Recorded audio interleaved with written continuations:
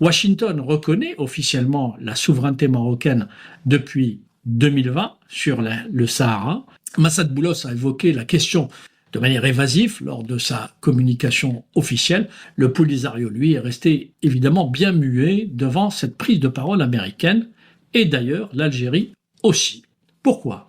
Parce qu'il y a des aspects qui ne figurent dans aucun communiqué officiel, étant donné que le conseil du président américain s'est déplacé à Alger pour porter un message clair de Donald Trump à l'adresse du président algérien, et je vais vous le livrer en exclusivité.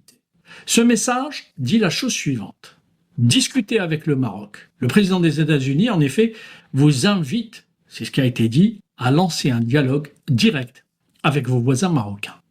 Tebboune est, semble-t-il, resté stoïque, selon, en tout cas, mes informations. Que s'est-il passé par la suite? 2 jours plus tard, le roi du Maroc, Mohamed VI, fait un discours et se dit prêt à lancer une discussion avec ses frères algériens pour négocier dans le cadre d'un processus où il n'y aurait, je cite, c'est ce qu'il a dit en substance, ni vainqueur ni vaincu. Donc, il y a une proposition de sortie par le haut pour les Algériens. Vous avez compris? Si vous avez saisi le piège dans lequel se retrouve désormais la diplomatie algérienne, c'est très bien. Sinon, je continue. Alors, je vais continuer pour ceux qui n'ont pas saisi ce que je veux dire par là. En vérité, si Abdelmadjid Tebboune refuse la négociation avec le Maroc, et probablement qu'il le refusera, puisque c'est la ligne historique de l'Algérie, et c'est elle qui l'incitera à prétendre qu'il ne représente pas une partie dans ce différend entre le Maroc et le Sahara occidental, mais qu'il est juste observateur. Comme le pouvoir algérien va probablement donc refuser la discussion, les décisions au sujet de la question du Sahara se prendra donc sans l'Algérie. En d'autres termes, l'Algérie, en tout cas sa diplomatie, est piégée parce qu'elle n'a pas le choix. Si elle refuse de négocier avec les Marocains, cela voudrait dire, aux yeux des Américains, que l'Algérie et sa diplomatie sont de mauvaise foi. Et d'ailleurs, observez bien, tous les relais du pouvoir marocain invitent désormais, depuis quelques jours, les Algériens à se rendre à la table des négociations. C'est dire que ce déplacement en Algérie de l'émissaire américain n'apportait aucune contrepartie tangible, contrairement à ce qui a été raconté. Malgré les écrans de fumée de la communication officielle algérienne, encore de l'illusion, sans substance là aussi.